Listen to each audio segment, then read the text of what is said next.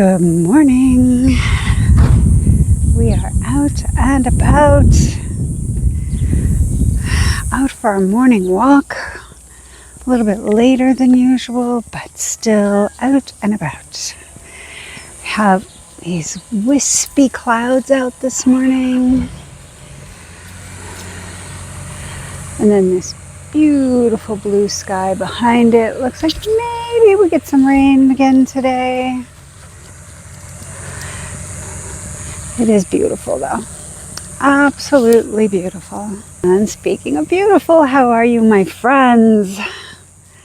How are you? I have hairs in my face. I hope that you had a really nice evening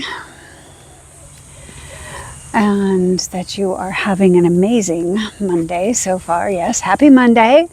That time when we get to start all over and make it whatever we want to make it. Think of it as your clean slate day. Just getting up and getting moving. Get off the couch, get off the chair, go do something. Even if it's hot outside, go do something. We had water fall from the sky yesterday, a couple of times. Nothing horrible, nothing drastic, at least not here in Sierra Vista. Although Tucson got some kind of storm. And Saturday, Phoenix got some kind of rainstorm. So it's interesting where we're at, how we seem to not get everything that other places get.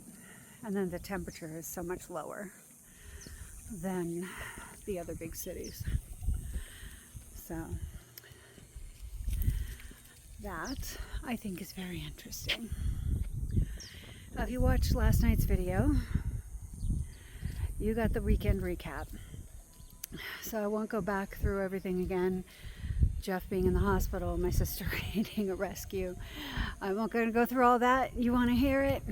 Pop on over and watch Sunday's video and get caught up on all that. I will say that Jeff is doing fine. He got up this morning, got a shower, got on the phone, got an appointment for tomorrow with his primary care doctor.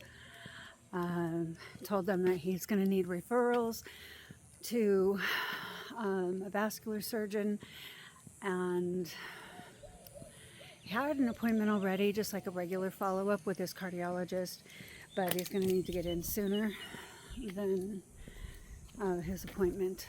So they're going to see what they can do to facilitate that. And yeah, he's been productive. He's drunk a whole liter of water already this morning, so that's good. Getting ready to start on another one. I got him some liquid IV, sugar-free, to try, so he said he will drink that one next, which is good. Gave him a goal of drinking 4 liters a day, so we'll see how he does with that. And that's that. That was that. Got up this morning, I had an early morning call and fed my sister's dogs, got them walked. They got a little property romp and stomp, and then it was time for me to go and teach my 8 o'clock class, so got that taken care of. No one showed up for 10, so I came back to my house, walking Pyaar. Then I've got a 12:30 on base, and of course my 6 o'clock in the morning call. I did doctor's office work, I mean, all that time as well. So I've been up and at 'em for a little bit, and got everything loaded into the car to go and teach the 12 o'clock on base. So, doing good. Productive. Jeff did call the pool guys. No response. This is crazy. Just crazy. So, probably going to tell us the same shit, that the electrician's truck is broken, if and when they get back to us. So, that's where we're at with that, which is nowhere. Lesson in patience. I'm just reminding myself it's my lesson in patience. So you had all the stories that go with our gastric bypass surgery. Mine, my husband's. And I will say that it's been a good decision for us. And everybody's different. So, you know, if you are considering it, I recommend it. Everything, of course, depends on your surgeon and your frame of mind. If you're looking for an easy way out, not it. Okay? You still have to work at it. But it does quiet the food noise. The GLP-1s are doing amazing for many people. My doctor does deal with that. She's licensed in multiple states. And so I want to say that is also an option if this is something you're looking for. A lot of people are looking to just get healthier. Not about drastic weight loss. It's just about getting healthier.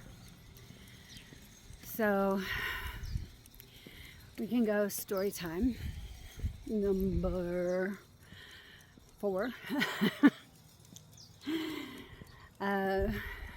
It is residual from gastric bypass surgery, and that was the plastic surgery that I had done. And when you have rapid weight loss, you're going to be left with a lot of skin. So I did have skin removal surgery, had a lower body lift to remove all of that skin, and breast augmentation, because your boobs are fat. And when you lose your fat, you lose your boobs. So one of those to be taken care of. I say this body is the cost of a small car. But I take care of my car. My car and my body. I take care of it. So I did elect to have the skin removal surgery. And I did see 3 surgeons before deciding on the surgeon I made the decision for. And I did all the things, right? I mean, I did the background checking. I read the reviews. I made sure they were board certified and their board certification was current. All of the things that one can do, I did. And I should maybe preface that with all the things that I knew I could do, I did. I made a decision on a surgeon, Dr. Jeffrey Lagrasso. I will start right off the bat by saying I would not recommend him. Okay. If you are in South Florida, because that's where he was, maybe he still is, I don't know. If you are in South Florida and you are considering plastic surgery, recommend Dr. Pillersdorf. And I, oddly enough, did get a consultation with him as well, but ended up going with Lagrasso. He was down in Miami. I was up in Lake Worth. I didn't go all the way down to Miami for a consult. I didn't seek him out in Miami. I first was introduced to him in Wellington, which is right by where I live. And I really liked him. I got, good vibes from him. Dr. Pillersdorf, I didn't get good vibes from when I met him for the first time. So that's why I didn't go with him, because across the board, they're all board certified. They all, have good reviews and bad reviews. Because let's face it, we're women. Are we ever happy? Ever? With anything? With our bodies? With anything? Are we ever happy? I mean, those are serious questions you have to ask. So they both had good reviews and bad reviews, but they're both board certified. Both been in practice for a long time. You see their pictures. Back then we didn't have to worry about AI. Come on, girlie. So, they were photographs. Whether they were photographs of their actual patients or not, you can only assume that they are. You can read all the letters of reference and reviews that you want. And still, did the skin get removed? Yes. Did the boobs get lifted? Yes. However, I did have complications from the plastic surgery on the lower body lift. For whatever reason, my body rejected the dissolvable threads that they use, sutures that they used. And I got an infection. And I will say that he was very quick to act partially, which doesn't make much sense.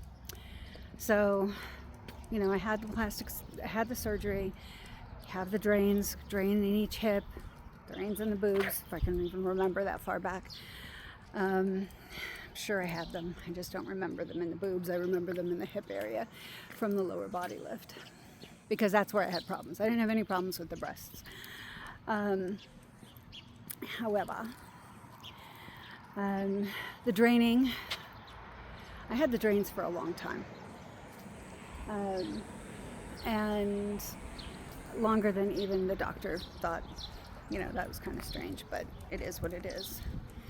And then the drains finally came out, and we had a family wedding to go to in New York. And I was healed, and I had the drains removed. But on my right thigh, I had this huge lump forming. I mean, huge lump. So I went to see the surgeon, and he was a medical director for another clinic, and he says, come see me here. I said, okay. So I went to see him.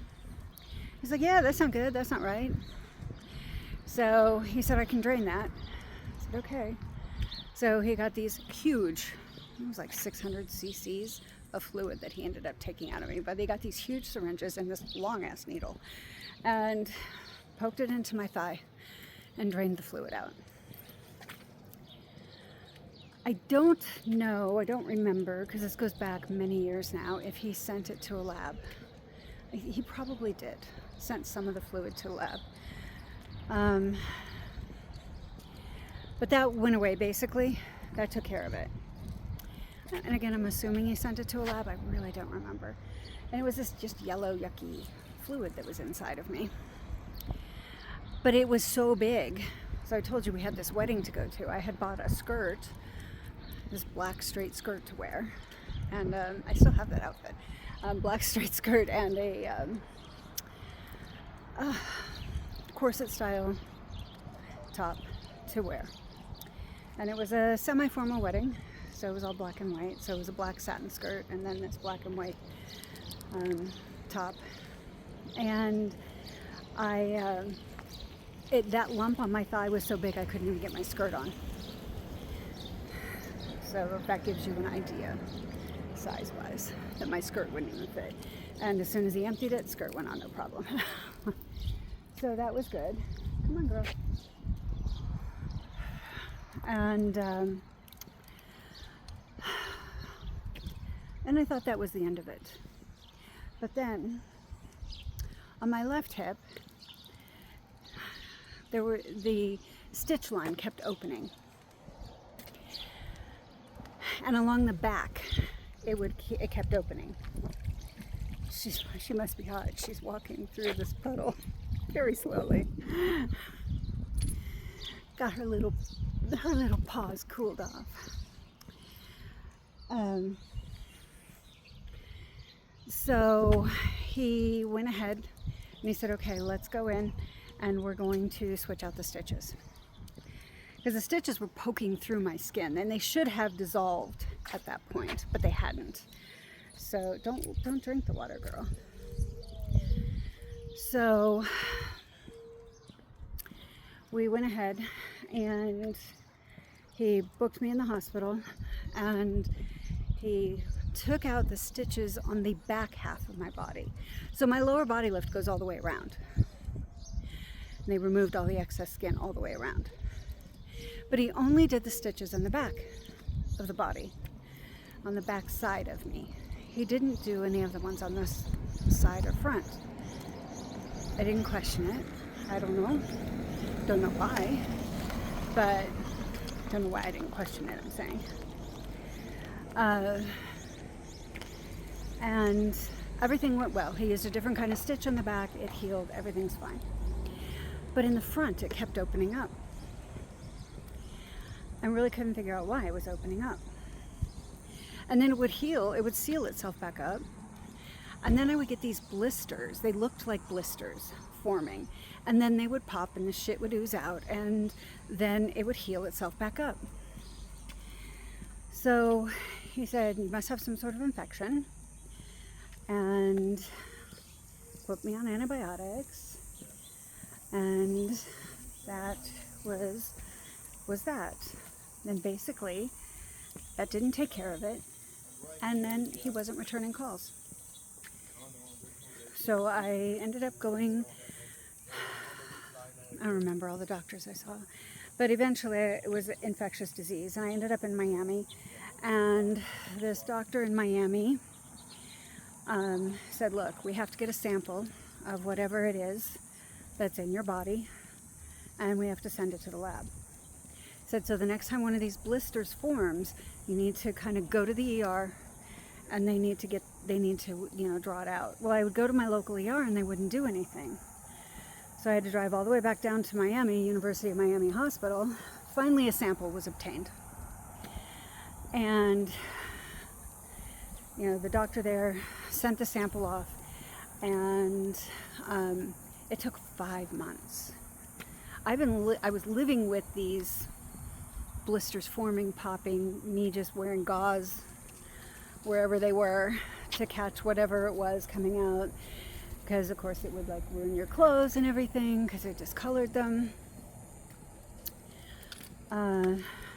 So I get the results back and it's something called I'm probably getting the word wrong because it's been so long, but Mycobacterium bilati disease.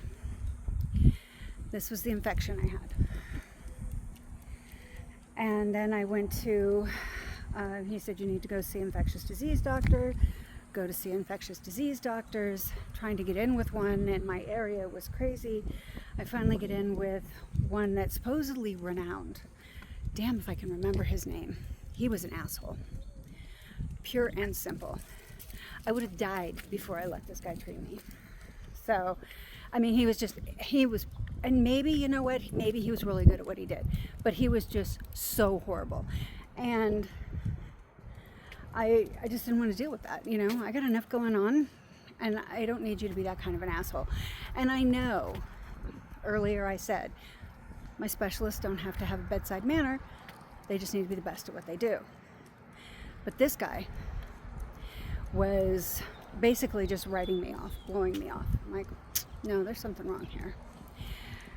So I was talking about this to one of my students who happened to be a nurse at Bethesda, and she said, oh my gosh, she says, I have the most amazing infectious disease doctor.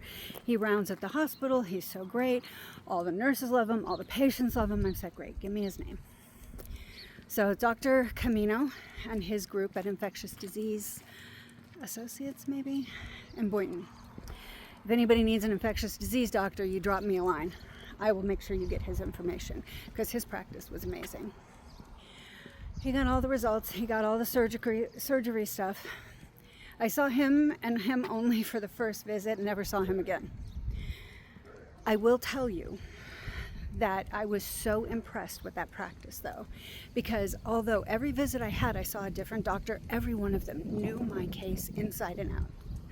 It was amazing to me. Like, they must have had team meetings, everybody cared enough to actually learn about their patients before they got into the room with them. But what ended up happening was I had to have a PICC line put in, and I got put on 3 antibiotics, 2 IV antibiotics and 1 pill. The IV antibiotics were to be done twice a day for 30 days, and the pill was almost a year. It was over a year. I think I was on that pill for like 18 months. And I ended up going through this. Goodness. I just opened my studio and had to have the PICC line put in.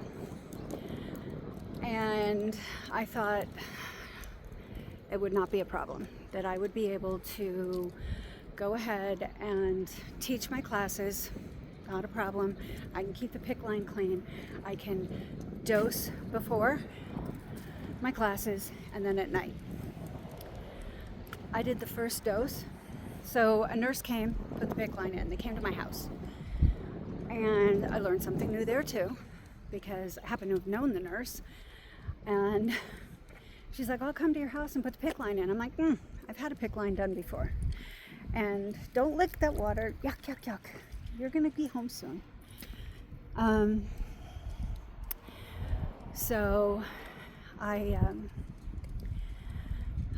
where was I? Oh, so I happen to know the nurse. And I called, she called. She's like, hey, it's Michelle. I'm going to do your PICC line.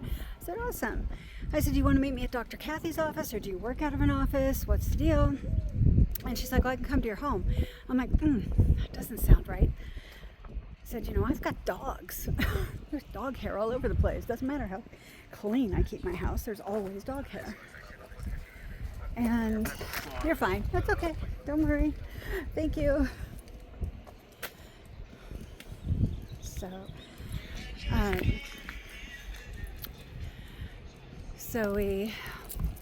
she's like, no. She said, it's actually better to do it at your home than to go into a hospital or a doctor's office. She said, because your body knows all the germs you have at home, but they don't know the foreign germs that are in these offices and hospitals. I'm like, oh, makes sense. Okay. So she came out to the house, put the PICC line in, and it was funny because I'm laying on the bed and I have my arm out, and she's like, okay, she's got this camera, basically. I can't see the screen that she's looking at. And she's feeding the line in, and there's a camera so she knows where she's going. And I said, I feel that. She goes, no, you don't feel that. I'm like, yeah, I feel that. And she's like, she really rose. She goes, where is it? And I told her, and I pointed to right where it was. She's like, oh my God, you do feel that.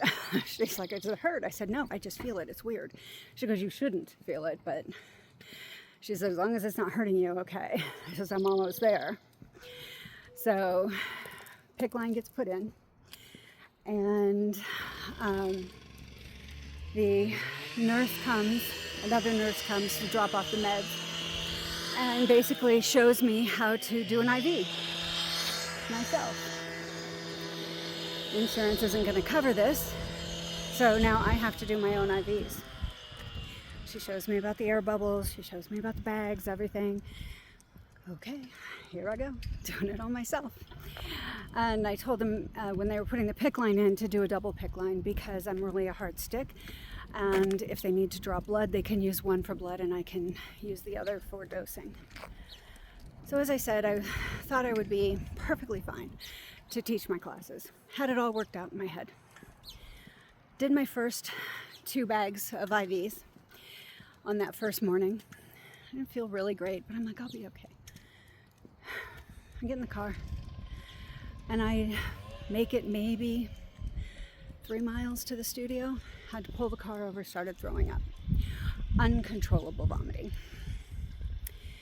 And I'm like, oh, I'm not going to be able to teach today. So I drive back home and I tell Jeff what's going on.